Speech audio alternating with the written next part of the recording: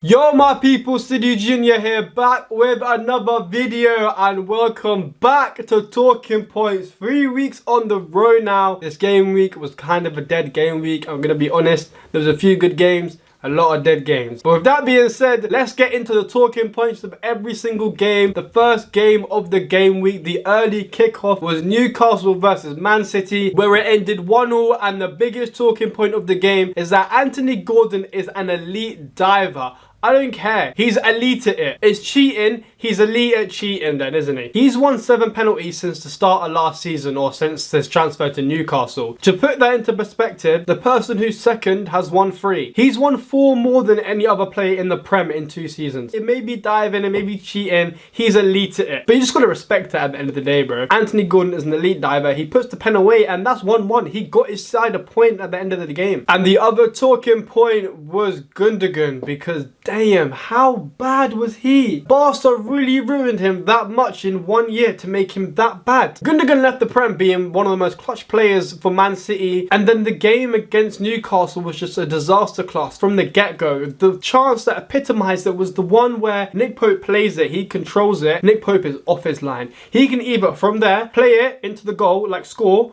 or play it through to Haaland, who's then through on goal to an open goal. And he chooses to take a few touches and then tries to kick it, but then it's under hit, so Nick Pope can just control it with his foot. Man City have a problem now, because with Rodri injured, they have no one to play that 6 role. The next game of the game week was Arsenal 4, Leicester 2. And that Leicester keeper was on a mission that day. He faced 16 shots on target, made 13 saves. The second most saves in a Premier League game in history. Coincidentally, number 1 also against Arsenal. So maybe Arsenal just can't shoot. The one for the corner, that was a good save, especially when Arsenal are known now for just scoring corners. And he was unlucky, man. They conceded, what, 90 plus 4, 90 plus like 6 or something like that. And it was an own goal, and the Havertz goal, like the player kicked it right at Havertz, and then it was just kind of fell into the goal. He did well, 13 saves out of 16. He was a very good performance from him today. And I just want to say that Arsenal find a way today, which is a big thing. Playing against a low block with Trossard as your 10 was never going to be easy. It was looking like a long day for Arsenal. It went okay. Like from the get-go, they were just playing liquid football, like Odegaard wasn't really missing. Trossard was doing that role perfectly. They managed to get 28 shots from inside the box. It's just a shame the Leicester keeper was on steroids that day. But I was wrong about Arteta, you know? I can do that. I can hold my hands up. The comments crucified me last week. I was wrong, okay? Arteta can play ball. He can ball. He doesn't always sit back. Fair play, he can ball, man. The next game of the game week was Brentford versus West Ham, where it ended 1-1, and what a dead game. Like, what a boring ass game. Brentford scored in the first 30 seconds. That was about it. Like, both teams didn't really shoot, didn't really create anything. Like, their XG for both teams was less than 1. So nothing really happened in this game. Like, I don't know what you want me to say. But one thing I will say is Carvalho Hive, we are up. Second start gets an assist. Carvalho is here to make a statement. I'm telling you right now, here right now, Fabio Carvalho will win Brentford the Premier League. The next game of the game week is Chelsea 4, Brighton 2, and well, the only thing we can talk about is Cole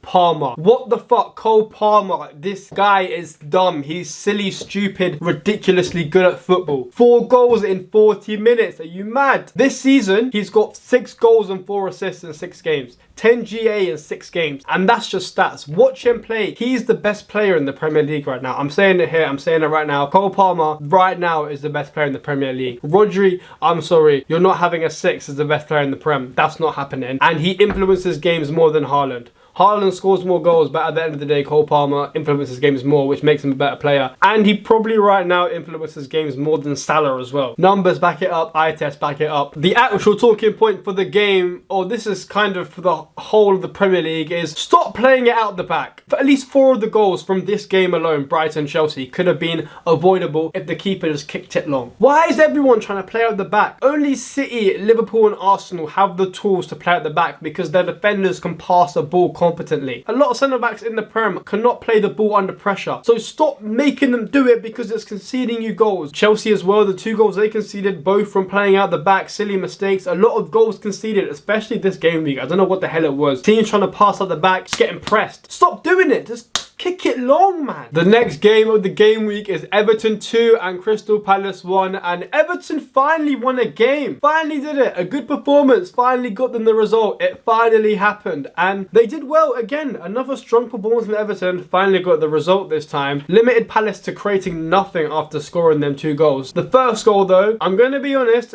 great strike. Fantastic strike. Keeper was a bit suspect. He was too far right, and then the way he jumped, he kind of just hung in the air. He didn't really like dive. Yeah, man. Everton won a game. Good performance. It's what it is. Another dead game. Palace lost again. No win to Palace this year. Is Elise leaving that much of an effect? But like, is it really that much? But they can't win a single game of football anymore without him. The next game of the game week is Forest 0, Fulham 1, and this was a proper defensive performance from Fulham. Everyone, including myself, has been talking about Fulham's attack. Their defense showed today how strong it is. It was a very strong defensive performance from Fulham, especially Calvin Bassey. I thought he was quality today. Give it context, Forest coming into this game, they're unbeaten, and they've played Liverpool this season, 1 at Anfield. They're on a good streak of form. Fulham only limited them to 1 shot on target throughout the 90, at home as well. The next game of the game week is Wolves 1, Liverpool 2, and the biggest talking point of the game is Szoboszlai, and he needs to be dropped from the team. His performances for Liverpool at the back end of last season and this season have been so underwhelming. Whenever he puts on the Liverpool shirt, he just kind of forgets how to play football. This season especially, we're playing him in a role that suits his strengths. He likes this role. This is his role that he played at Leipzig, which he flourished at. We're playing him in this role, and he's still ass. If Elliot was here fit and ready, he would be starting by now. We need him back ASAP. I don't know when he's back, but we need him back to start. And I'm just going to touch on Wolves because defensive mistakes are costing them this season, man. Today, they played well against Liverpool. They played really well. They've also played well in every other game this season, but it's individual defensive mistakes that have lost them games. Semedo brought down Jota without any need. The ball was going nowhere. Jota was never going to make that cross. Why have you headlocked him to bring him down? Now, onto Super Sunday. And the first game of Sunday was Ipswich 2, Aston Villa 2, and the biggest talking point of this game week was Liam Delap. What did I tell you? What did I tell you? Liam Delap is going to be the future of England. He proved it today. That second goal, oh my fucking god, that second goal was outrageous. A man of that size, that stature, he's a bulky 6 foot plus Donny, yeah? How is he skirting concert? He is a England international. He skirted him at 21 years of age. Sent him shops with a step over and then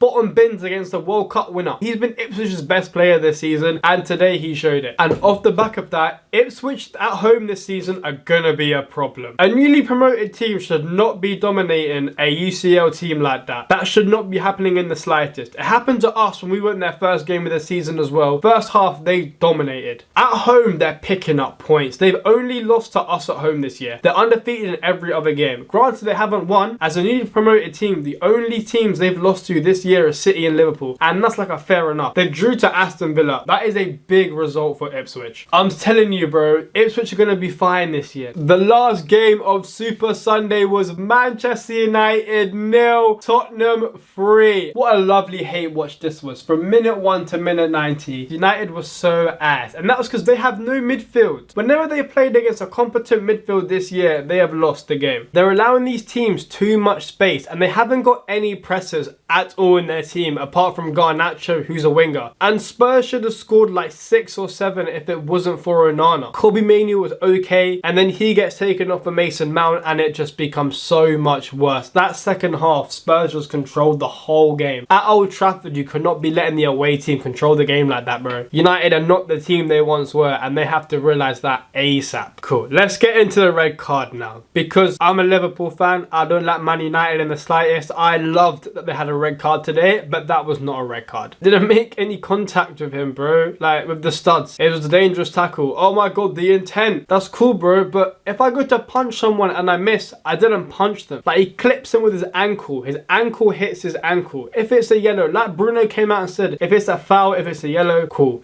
Fair enough. That's not a red card. The last game of the game week was Bournemouth 3, Southampton 1, and the biggest talking point of the game was I was wrong. I have to admit it sometimes, I was incorrect. Evan Nilsson proved me wrong today. He played well. He played very well. Grabbed a great goal, by the way. And for the second goal, his build-up play, proper number 9 striker build-up play. But then again, it's against Southampton. And Southampton looked ass, like they always do. They were so bad today. They had that spell in the first half, conceded about 3 in 10 minutes. Damage was done after that. You can't really come back from 3-0 before half time. That's all I've got for today. I hope you enjoyed. Like, share, comment, subscribe, all of that. I'll see you next week for another episode of Talking Points Live.